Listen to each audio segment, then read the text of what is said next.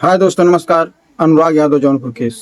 जैसा कि दोस्तों आप लोगों को तो पता चल ही गया होगा कि अनुराग के कातिलों में जो षड्यंत्रकारी था, जिसने सारे सारे षड्यंत्र को अंजाम दिया था, जिसने स्क्रिप्ट राइटर कहा जाए, जिसने स्क्रिप्ट लिखी थी कैसे क्या करना है, वो राइटर को बेल मिल जाती है और वह जेल से छूट जाता है। दोस्तों मैं बात कर रहा हूँ राजेश यादव, जो दरोगा है, जो मवाना थाना में तैनात था, मेरठ के मवाना थाना में तैनात था, और जिसने जो है इस घटना को अंजाम देने में जिसकी अहम भूमिका थी। बताया जाता है घटना से पहले और घटना के बाद लगातार वह संपर्क में था अपने भाइयों से और अपने पिता के, और उसी के दिशा निर्देश के अनुसार इन्होंने काम किया और अपने आप को सरेंडर किया, अपने आप को जो है एनकाउंटर से बचाया भी। और यह चीज़ें सीडीआर रिपोर्ट में भी साबित हो चुकी थी, जिसके तहत राजेश यादव, रमेश यादव, लालता और लालता के भाई लालमोहन के साथ साथ 2 अन्य नाबालिग 6 लोगों को हिरासत में लिया गया था। नाबालिगों की तो बात है, वो लोग तो छूट ही जाएंगे, लेकिन दोस्तों जो दरोगा हैं राजेश यादव, उनकी बेल हो गई है और वह बेल से बाहर आ गए हैं। कैसे हुई उनकी बेल और बाहर आकर के वो क्या करेंगे और क्या करने वाले हैं, और क्या है अनुराग के पिताजी की हालत, इन सारी बातों पे चर्चा करेंगे। तो दोस्तों बने रहिएगा ब्लॉग में। दोस्तों देखिए, इन्होंने जो है बहुत से आप लोगों ने देखे होंगे कि बड़े से बड़े जघन्य अपराध, छोटे से छोटे जघन्य अपराध भी होते हैं तो बेल मिलने में काफ़ी टाइम लग जाता है, 5-6 महीने तक का समय लग जाता है। लेकिन इस मामले में अगर 2-3 सुनवाइयों पे अगर सुनवाइयाँ लगातार हो गई होती तो अब तक कब का राजेश यादव बाहर आ गए होते। लेकिन सुनवाइयाँ ना होने की वजह से इनको बेल नहीं मिल पा रही थी, लेकिन इस बार बेल मिल गई और बेल भी मिल गई। लेकिन अब यहाँ पर 2 अधिवक्ता थे, सरकारी अधिवक्ता थे और इनके अधिवक्ता थे, लालता के अधिवक्ता थे। इन दोनों अधिवक्ताओं में तीखी बहस होती है, जोरदार जो है कार्रवाई चलती है, और कार्रवाई के दौरान जो है इनके अधिवक्ता यानी जो है राजेश यादव के अधिवक्ता जीत जाते हैं और इनको बेल मिल जाती है। हालांकि अब कहना क्या है, ये कहते हैं कि पूरे मामले में शुरू से लेकर के घटना को अंजाम देने से पहले लेकर के घटना को अंजाम देने के बाद तक, सरकारी अधिवक्ता का कहना है कि घटना को अंजाम देने से पहले और घटना को अंजाम देने के बाद तक लगातार संपर्क में थे राजेश, रमेश और पूरा इनका परिवार दरोगा से। और दोस्तों इन्हीं के दिशा निर्देश के अनुसार जो है रमेश ने, जिसने गला काटा था, और एक नाबालिग ने जाकर के लखनऊ में थाने में जो है अपने आप को सरेंडर भी किया था एनकाउंटर से बचने के लिए। लेकिन यहाँ पर जो इनके अधिवक्ता, इन्होंने दलील पेश की कि इस घटना से इनका कोई भी संबंध नहीं है, ये घटना स्थल पर मौजूद भी नहीं थे, उसमें ड्यूटी पर थे। रही बात होने की बात, तो अपनी फैमिली में हर कोई बात करता है, तो इन्होंने घटना से पहले बात की थी लेकिन उस विषय में नहीं बात की थी।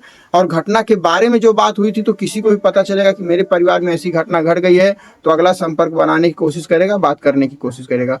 तो यही सारी बातें हुई। बातों को सुनने के बाद जज साहब को जो उचित लगा उन्होंने निर्णय दिया और इनकी बेल की मंजूरी मिल गई। बेल की मंजूरी मिलने के बाद जो सरकारी अधिवक्ता थे वो कहते हैं कि इनको बेल तो दी जा रही, कुछ कंडीशन लगाई जाए। जो कंडीशन लगाने के नाम पर जज साहब कहते हैं क्या करें, इनका खाना पीना रोक दिया जाए, और दोस्तों इनकी बेल हो जाती है। अब बेल होने के बाद कुछ कंडीशंस ये हैं कि ये बाहर नहीं जा सकते हैं और किसी भी ऑडियंस को, किसी भी सबूत को, किसी भी गवाह के साथ या किसी भी तरह की छेड़छाड़ नहीं करेंगे। और रही बात नौकरी की, तो नौकरी इनको कोर्ट के आदेश के अनुसार ही मिलेगी, उसके लिए भी इनको जो है कोर्ट का दरवाजा खटखटाना पड़ेगा। हो सकता है कि इनकी नौकरी भी जल्द से जल्द बहाल हो जाए, बाकी मुकदमा चलता रहेगा। अब ये ट्रायल का विषय है कि आगे ट्रायल के बाद इनको गुनहगार साबित किया जाएगा कि बेगुनाह साबित किया जाएगा। लेकिन इसका छूट जाना अनुराग के पिताजी के लिए बहुत ही बड़े सदमे की और दुखद बात है। जब से अनुराग के परिवार में जानकारी हुई है कि राजेश यादव छूट रहा है बेल पर, भय के माहौल में, डर के माहौल में वो लोग पहले से ही जी रहे थे। अब कहीं ना कहीं उनका भय का माहौल, डर का माहौल और भी ज़्यादा बढ़ गया है, और उन लोगों की चिंताएं इतनी ज़्यादा बढ़ गई हैं कि उन लोगों के घर खाना तक नहीं बन रहा है। अनुराग के पिताजी ठहरे बीपी के पेशेंट, हमेशा सादगी से और बहुत ही सरलता से बात कहते हैं। वो कानून के फैसले का जो है आदर करते हैं और उनका कहना है मुझे कानून के ऊपर ही भरोसा है। अब कानून के संविधान में कौन से अनुच्छेद में क्या लिखा है इसके बारे में मुझे जानकारी नहीं है, लेकिन अगर कानून ने उनको बेल दे दी है तो यह चीज़ मेरे लिए बहुत ही दुखद है, मेरे परिवार के लिए बहुत ही दुखद है। अब दोस्तों बात बनती है यह कि क्या राजेश यादव छूटने के बाद जिस घर को गिराने के लिए अभी जौनपुर की अदालत में बेदखली का मुकदमा चल रहा है, वो अभी फाइनल भी नहीं हुआ। दोस्तों देखिए यहीं पर विडंबना, अभी जो चीज़ सत्य है, जो चीज़ सत्य है कि उसका घर अवैध जमीन में बना है, सबको पता है, कानून को भी पता है, प्रशासन को भी पता है, ये चीज़ें सत्य हैं। अब सत्य को मतलब असत्य और सत्य में लड़ाई हो रही, लेकिन यहाँ पर अभी इसका फैसला नहीं हो पाया, यानी कि उसका मकान नहीं गिर पाया, अनुराग के पिताजी को जीत नहीं मिल पाई। लेकिन जो चीज़ें असत्य हैं, जहाँ पर संभावनाएं हैं, जहाँ पर कहीं कहीं क्लियरिफिकेशन भी है कि वास्तव में राजेश यादव इस षड्यंत्र में कहीं ना कहीं जो है षड्यंत्र को रचने का हाथ सबसे बड़ा इसी का था, इसको बेल मिल जाती है। अब क्या इफेक्ट पड़ेगा राजेश यादव के बेल मिलने के बाद? दोस्तों, इसके बेल मिलने के बाद इसकी अगर नौकरी बहाल हो जाती है तो इस केस में बहुत ही बड़ा प्रभाव पड़ेगा, क्योंकि अब यह अपने स्तर से अभी बाहर रहेंगे और अपने स्तर से केस को देखेंगे, अपने स्तर से वकील करेंगे। गवाहों के साथ भी छेड़छाड़ हो सकती है, सबूतों के साथ भी छेड़छाड़ हो सकती है, खरीद फरोख्त का मामला भी हो सकता है। तो कहीं ना कहीं अब यह बहुत ही बड़ा जो है, वहाँ के अधिवक्ता कह रहे थे, यह जिस तरह से केस है, एक नाबालिग 16 वर्ष के ताइक्वांडो खिलाड़ी बालक की गला काट करके हत्या, कि गले को धड़ से अलग कर देना, ऐसे केस को rarest of the rare case माना जाता है। और इसमें डेथ पेनाल्टी यानी कि मृत्यु दंड का भी प्रावधान है। जहां आम पब्लिक मृत्यु दंड के बारे में सोच रही थी, आजीवन कारावास के बारे में सोच रही थी, हम भी सोच रहे थे, आप भी सोच रहे हैं, पूरी मीडिया सोच रही थी, पूरा भारत देश सोच रहा था, वहीं आज इनके बेल मिल जाती है। अब आगे संभावनाएं ये बनती हैं, क्या राजेश यादव उसी घर में आकर के रहेगा? क्योंकि बेल तो मिली है, लेकिन यह कहीं ऑर्डर नहीं आया है कि इनको रहना कहाँ पर है। रहेंगे तो जौनपुर में ही, रिश्तेदारों के यहाँ रहेंगे या उस घर में रहेंगे। अगर राजेश यादव उस घर में आकर के रहते हैं तो ये समझिए अनुराग यादव के पिता के ऊपर सीने पर सांप लौटने के बराबर होगा। यह लोग कैसे बर्दाश्त करेंगे उसको देख करके, और कैसे इन लोगों की जिंदगी कटेगी, इसकी कल्पना आप लोग बहुत अच्छी तरह से कर सकते हैं। अब दोस्तों बचे हैं 3 मुख्य आरोपी, रमेश, लालता, लालमोहन। अब अगर इसी तरह से घटनाएं होती रहीं तो सबसे लास्ट में रमेश, जिसने गले पर वार किया था।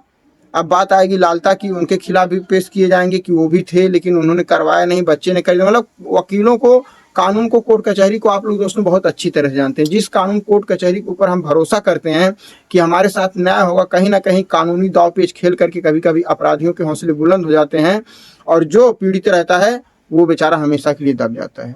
अनुराग के पिताजी का कहना है, मैं कोर्ट कचहरी, कानून, संविधान के बारे में ज़्यादा कुछ नहीं जानता हूँ, मैं भरोसा करके बैठा हूँ। लेकिन अब धीरे धीरे मेरा भरोसा टूट रहा है। आज एक अपराधी छूटा है, कल दूसरा छूटेगा, परसों तीसरा छूटेगा, ऐसे चारों लोग छूट जाएंगे। मुकदमा चलता रहेगा, बेल पर आकर के मेरे घर सामने हंसेंगे, ठहाके लगाएंगे, और मैं तड़प तड़प के अपने प्राण त्याग दूंगा।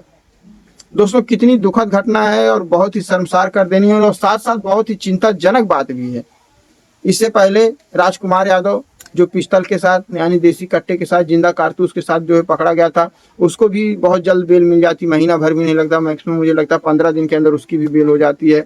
अब इनकी भी बेल हो गई, अब चाचा भतीजे की बेल हो गई, अब 3 लोग बचे हैं। दोस्तों, जिस तरह से बेल का सिलसिला जारी है, क्या आपको लगता है कि आगे यह लोग भी ज़्यादा समय तक टिक पाएंगे? मुझे नहीं लगता है। ये इन लोगों की भी बेल बहुत जल्द से जल्द हो जाएगी। अब दोस्तों, एक कारण ये भी है कि अनुराग के पिताजी का जो यह केस है, यह सरकारी वकील देख रहे हैं। अनुराग के पिताजी के पास इतने पैसे नहीं है कि वो एक अच्छा वकील हायर कर सके। अगर इस केस को कोई अच्छा वकील हायर किया जाता, वह देखता, तो शायद यह case rarest of the rare में जाता और इन लोगों को मृत्यु दंड भी मिलने की संभावना थी। लेकिन अब दोस्तों, मृत्यु दंड की बात दूर, उम्र कैद की बात दूर, अब तो सोचना यह है कि इन लोगों की बेल किस तरह से रुक पाएगी।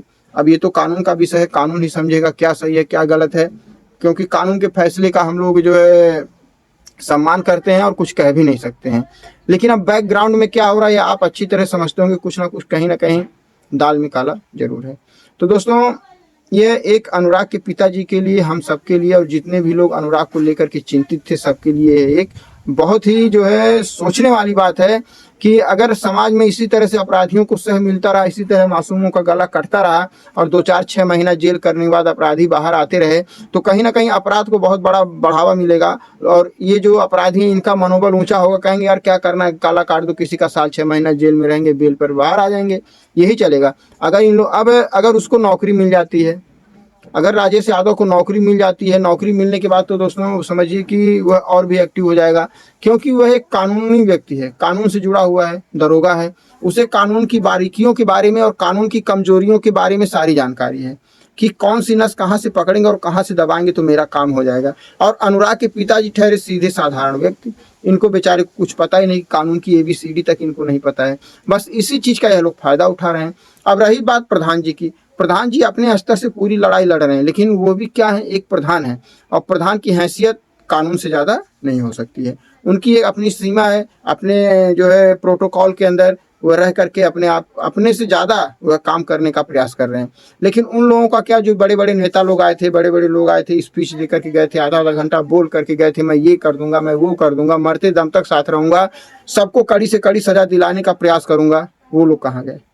और दोस्तों सबसे बड़ी बात, इस घटना में सरकार ने मुझे नहीं लगता कि कहीं से किसी तरह से इन्वॉल्वेशन किया हो।